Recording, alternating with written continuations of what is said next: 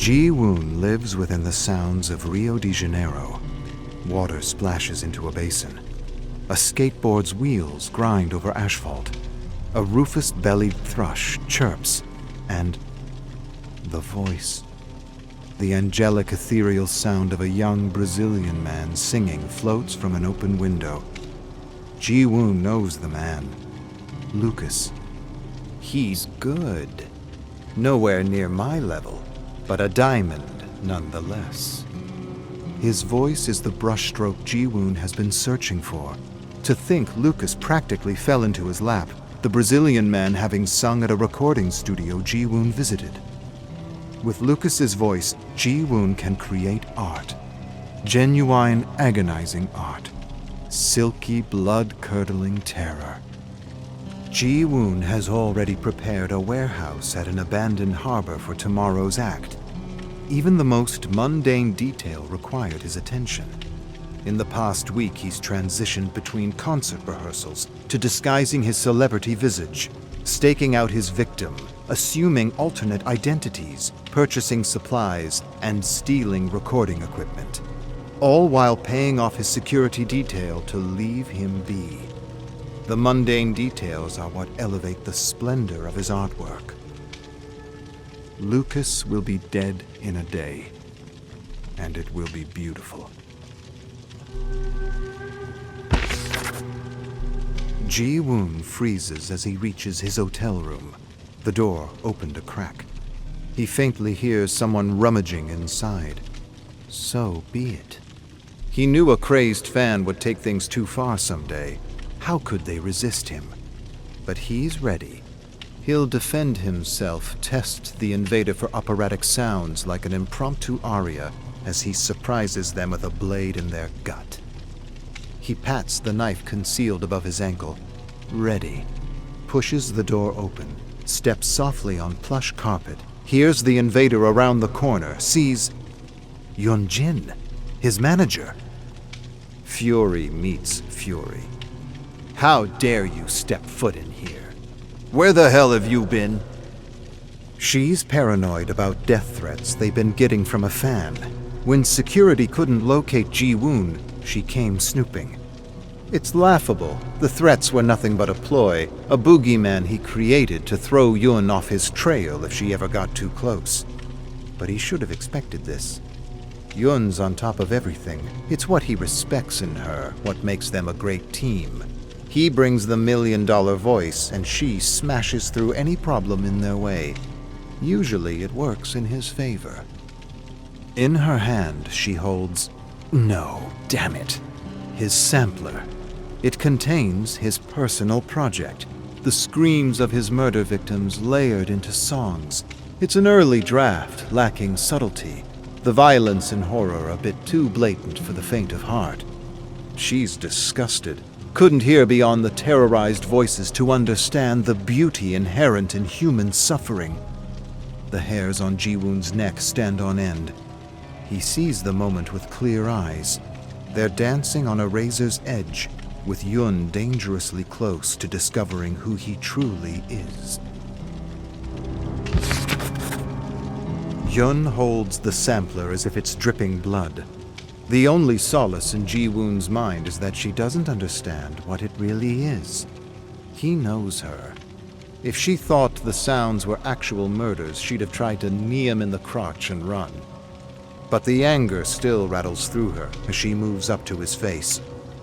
What is this twisted horror bullshit? What if this leaked? You're already attracting crazed, violent fans. How would it look if the media heard the demented sounds you're working on? Mighty One would drop you. Your career would be dead. Ji-Woon knows what she really fears. Her career would be dead. For as tall as she stands, as strong as she swings, she's nothing but a scared girl, afraid of failure. He knows how to play her. Drops his head, breathes deeply, wipes the back of his hand over his eyes. Yun, ever since the death of No Spin, the fire, I'm riddled with horrid thoughts. I lost my friends and I fear I'm losing my mind. I see awful things behind closed eyes. all that guides me through the dark fog, is turning my pain into sound, pouring the throes of death from my heart to a song. Yun's face softens. She sits, commiserates with him. Inside, he's reliving the divine screams of his bandmates as they burned, his swelling heart as they screamed his name, but on his face, he shows nothing but contortions of tragedy.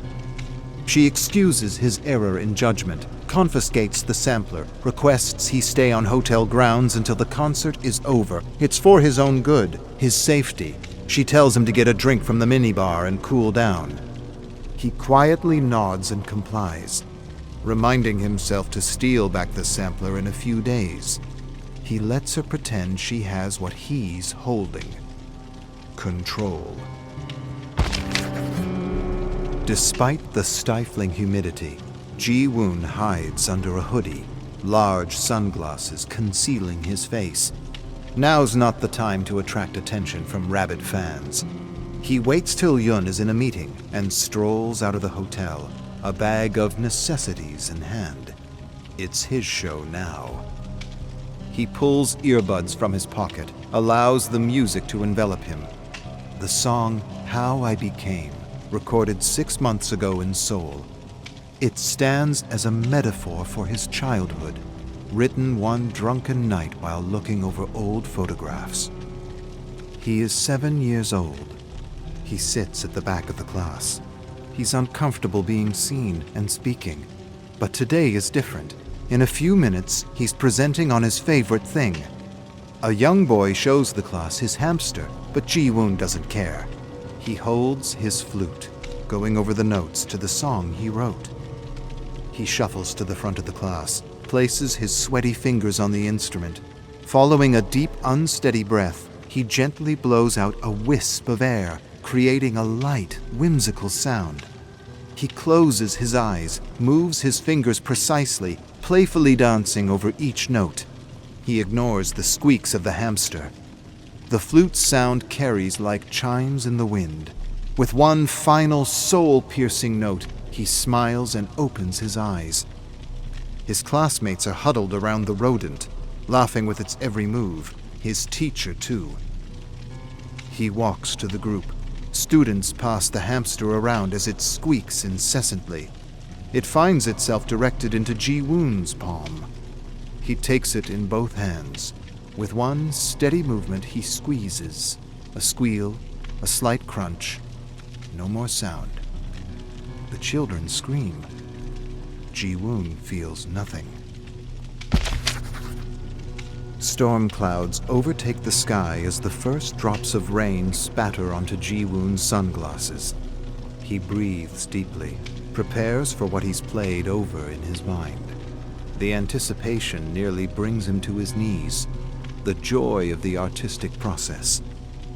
He strides to the rear door of a cheap 1980s sedan, glances both ways, and appraises the few locals walking the street. Certain no one's watching, he jams a straightened coat hanger around the top of the window, pushing it through the other side. His thin fingers work quickly. Prior experience in breaking an entry pays off. He hooks the wire around the door lock and flicks it up. Without missing a beat, he slides inside, closes the door, and flattens himself along the back seat. He takes off his hoodie and sunglasses. From his bag, he pulls out rope, a blade, a dusty rag, and a bottle of chloroform. He waits, takes out his earbuds, listens to a song that's not his own, one he heard long ago. He is 8 years old. He sits on his father's shoulders, looking over a sea of human bodies. An elaborate stage is ahead, illuminated by colored spotlights. A man in gaudy, audacious clothing stands in front of a microphone. On each side is a guitarist. Behind him, a drummer. A crash of sound, beautiful rhythmic music. A voice that twists delicately through the melody. His father shouts something, but he can't hear. Shouts again. "This is what you'll do. This is where your talent will take you." He feels a tingle through his spine and sees something incredible. Everyone enraptured, focused intently on the sound of a single man. The emotion of thousands is guided by his voice. He is seen by all. He is loved, and he is wondrous. Ji-Woon never played his flute again. He reveled in sounds that reached global audiences, attracted screaming fans, turned men and women into idols. His childhood fear vanished as he learned to divulge himself through the intricacy and pliability of pop, his inner thoughts riding atop sound waves, fusing together with other genres: rock, hip-hop, jazz, punk. It was the music that could deliver him the explosive fame he deserved, a promise that he would never be upstaged. He was no longer confined to his timid shell. He revealed himself through his mastery of music, poured his heart into sound. He became envied, lusted over, and respected for the hits that spilled from his lungs. He takes the earbuds in his hands and smiles. How miraculous that a boy became a god. Rain hammers down on the car's roof. Ji-Woon checks the time. On any other day, Lucas would be in his car already. He knows this. He's done his homework. But Lucas is late, and Ji-Woon wonders if the storm has altered plans. He feels control slipping away, replaced by something else. It pushes against his chest, forces him to gasp for air heavy and sticky in his lungs. Everything's ruined. He claws his nails into the car seat, forces his mouth shut to keep himself from screaming. All the planning for nothing. He doesn't have time before leaving Brazil to find another beautiful voice. Quickly, he needs music, fumbles for his earbuds, drops them to the floor, frantically scours. The only song playing is his teeth audibly grinding. As he prepares to spill into the street, he sees him. Lucas, drenched under the deluge, walks to the driver's side door. Get your shit together. The show's about to begin. Ji-Woon grabs Lucas's neck in a chokehold, shoves the chloroform-soaked cloth into his face. The two struggle in a frenzied dance. Lucas twists from side to side, reaching his arms back, grabbing for anything. Ji-Woon resists the movement, holding the man in place with all his might. Rain smashes down, muting the battle under the pattering of 100 drops, concealing the outside behind a windshield of streaming water. Lucas grabs a handful of hair and pulls Ji-Woon forward, breaking the chokehold. He bites deep into Ji-Woon's wrist, drawing blood. Ji-Woon screams through gritted teeth, pushing the cloth harder into Lucas's face until he's beating him with it. Lucas flails his other arm in a desperate bid, searching for a solution with no plan. His hand relaxes, releasing Ji-Woon's hair. He slumps forward, head hitting the steering wheel, blasting the horn. Ji-Woon scurries over the seat, pushes Lucas's limp body to the passenger side. He leans back, takes a moment to catch his breath, looks in the rearview mirror, inspects his face, hair, and through a sheet of rain sees a sight he never expected. Yun's car pulling up behind him. He grabs the keys from Lucas's pocket, jams them in the ignition, and slams the accelerator down. Lucas's limp body jostles back and forth in the passenger seat.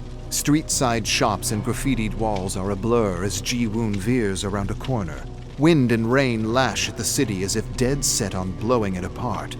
Ji-Woon loses track of his plan. Usually, he would have Yun fix his problems, but now it's all wrong. He doesn't recognize the streets he's speeding down, only has a vague idea of the direction. Yun remains on his tail. She doesn't know when to quit. The tenacity and courage that proved useful when negotiating his record deal is infuriating now. He's losing control of his artistic process. Hands squeeze the wheel. He'd rip it from the steering column if he could. No, you're not going down like this. You have art to make, damn it. He flicks on the radio. Two men talking about something he doesn't know. Searches the channels. A commercial for a fast food restaurant. Recognizes the jingle. Keeps going. Lands on... There it is. Brazilian dance music. Rapid tempo, heavy bass line, percussive guitar notes, and a smooth voice. He pushes the pedal to the floor, dodges a few kids playing in the storm, bolts past an old pickup truck, praying no one comes the other way, swings the wheel hard to the left, nearly loses control in deep water, but recovers to find himself in a perfect turn. Guns it as the song hits the chorus, trusts in the music, shifts with the tempo, slides with the riffs, feels the beauty in everything he does. Music courses through him. He is living art. He is the crescendo. Behind him, Yun's car comes to a crashing halt. It doesn't matter. The music goes on. Ji-Woon pulls into the harbor he'd staked out days ago. He reluctantly turns off the radio and scans the area. No sign of Yun behind him, but he's on his guard. Somehow, she knew how to find him. He pulls out his phone, his Mighty One company phone. She's tracking me like an overzealous babysitter. Should have expected this from her. Always a micromanager. But she couldn't have known he was driving the car, only that he was in it. Ji-Woon drags out Lucas, barely conscious, and pushes a blade into his back. Before shutting the door, he takes his phone and texts a simple message to Yun. Help. He tosses the device on the car seat along with the rag of chloroform and rope. Needs more evidence. He cuts his palm and presses a bloody hand to the window. That'll do. With a thrust of his blade, he pushes Lucas forward. Thunder shakes the frame of the abandoned warehouse. Lucas sits in front of Ji-Woon, bound to a chair, ready to be slaughtered, to sing, to create beauty. Ji-Woon pulls out his blade, but hesitates. Something's wrong. He was too messy getting here. He wants to dive into his art, let the blood spill, but Yun threw him off his game. He can't shake the feeling. He knows she doesn't give up easily, or at all. Walks over to a window and looks out. Endless rain, lightning, and there, like a drowned rat skulking through sewage, Yun, so damn persistent. And further back, the flashing lights of a police car. Yun stumbled into a bloody game and has the power to end him in one move. He rummages through his pockets for his earbuds. Can't find them, can't focus. Feels the plan slipping away, sees an end to his art, the music cut short, his vision incomplete. No, he can't let it end. He hears the music. It's always been there, sitting on his father's shoulders, washing over him. He inhales it. It circulates through his veins, becomes him. He'll never go back to being the boy he once was. He's an idol. He's a god. He's the trickster. And he has one last trick to play.